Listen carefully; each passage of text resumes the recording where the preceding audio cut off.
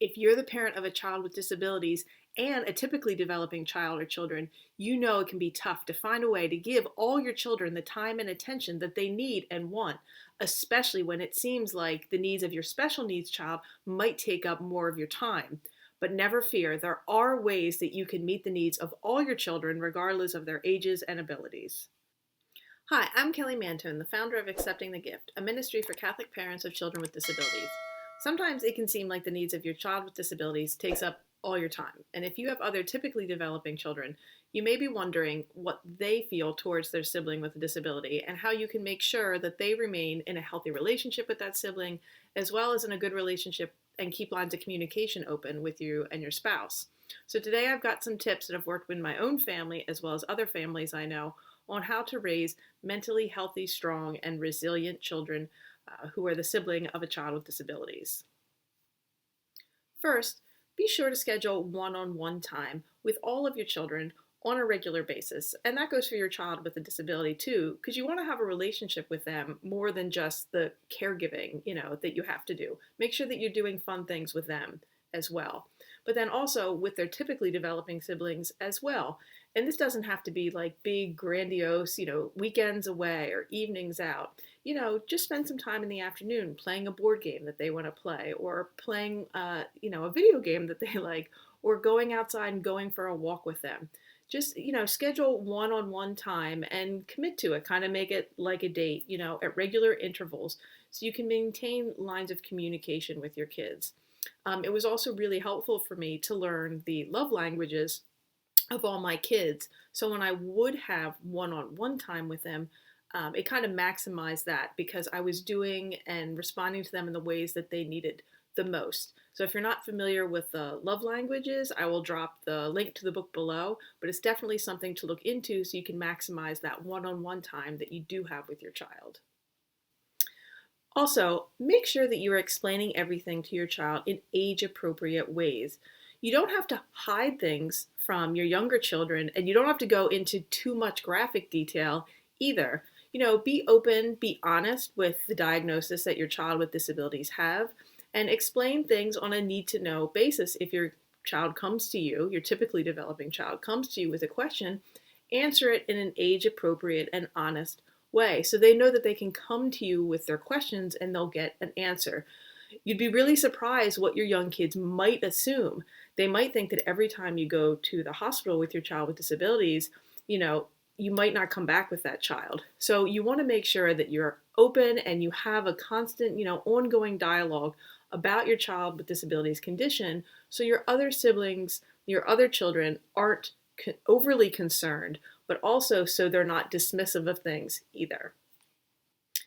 Typically developing siblings can be a great help when it comes to doing things for their sibling with a disability, but you have to watch out for parentification. They are not the parent and they're not the primary caregiver. So it's great if they want to help, and certainly you can ask them to do things, but allow your other children to say no. Don't rely on them. And if you find that you are relying on them, especially as your typically developing kids become teenagers, that's a sign that you need to bring in outside help. You have to allow your typically developing kids, teens, to have outside interests, to be able to go out and do what they want. You can't rely on them to always be there and do the caregiving tasks. So again, if you need a lot of help, bring in outside help, because you want all your kids to have a good relationship and have like a normal sibling relationship. It shouldn't just be a caregiving relationship between siblings. So while it's perfectly acceptable to have siblings help each other, and they probably want to help their sibling with a disability, just make sure you're not putting undue responsibility on your typically developing children. You want to let your typically developing kids know that they are in no way a burden to you and that they don't have to be perfect and try to keep all their own problems from you. They might be afraid that you're already so overwhelmed and dealing with so much that they can't come to you with their own problems, or they have to deal with everything on their own, or that they might have to kind of make up for anything that their sibling can't do.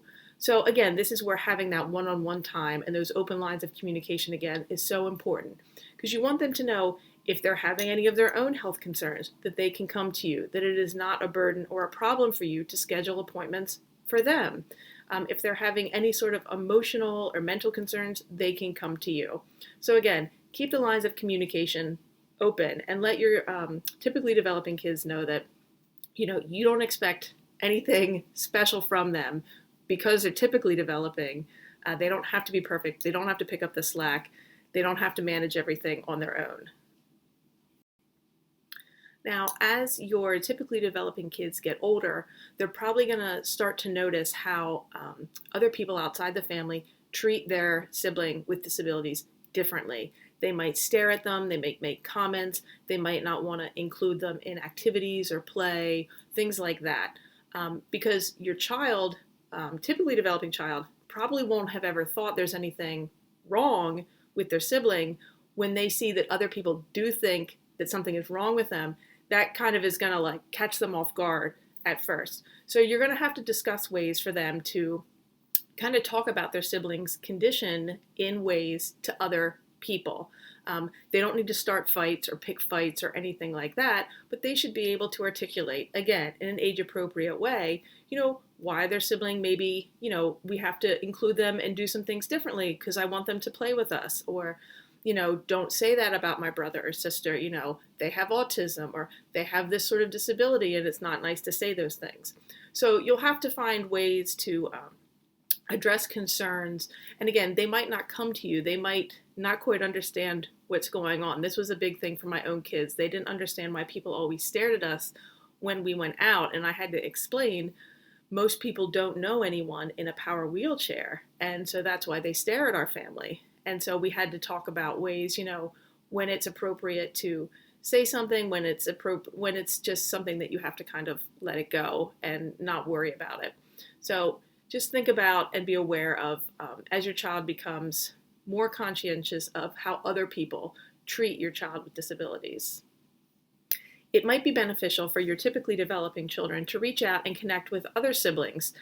There are support groups out there around the country that hold online meetings, and some hold local in-person groups called SIB shops. So I'll link to those organizations below. But if you think it might benefit your typically developing children, a lot of these organizations, they have just fun activities and meetups or online discussions where siblings can connect to one another and chit-chat. It can also be helpful if your child has a diagnosis that kind of has like a large national organization, like my sons are covered by the MDA, Muscular Dystrophy Association. Sometimes those groups will also offer sibling support. So you can look into those large national organizations as well and see if they have any sibling support groups that you can reach out to. And of course, if you think it would be beneficial, don't hesitate to reach out and provide your child with a professional counselor or some counseling appointments to discuss any concerns they might have in regards to being the sibling of a child with disabilities. So be sure to check out all the resources linked below, including my book, Better Than Okay, Finding Joy as a Special Needs Parent, which has a whole chapter on siblings and growing in the virtue of understanding. If you've got any other tips for how to build sibling relationships and mental health in siblings, or if you have any other questions on this topic, be sure to leave them below. Until next time.